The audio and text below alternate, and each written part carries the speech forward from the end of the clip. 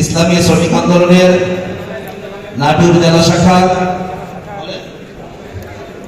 সভাপতি অথবা সেক্রেটারি মনোনীত হয়ে আপনি কি সেক্রেটারি বলেন? সেক্রেটারি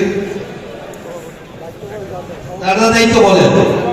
মনোনীত হয়ে আল্লাহ তাআলাকে সাক্ষী রেখে ওয়াদা করছি যে আমি আল্লাহ সন্তুষ্টির উদ্দেশ্যে শ্রমিকের মর্যাদা ও অধিকার প্রতিষ্ঠায় সর্বদাই নিয়োজিত থাকব।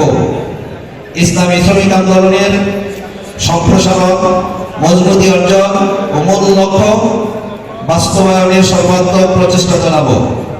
ইসলামী শ্রমিক আন্দোলনের নীতিমালা, নিয়ম শৃঙ্খলা যথাযথভাবে মেনে চলব এবং ঊর্ধ্বতন নেতৃবৃন্দের প্রতি পূর্ণ আনুগত্য প্রদর্শন করব।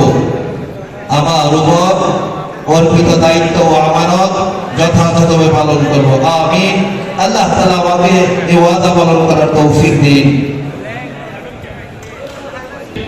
2 নম্বর রুমে সবাইকে দাওয়াত দেওয়া হয়েছে।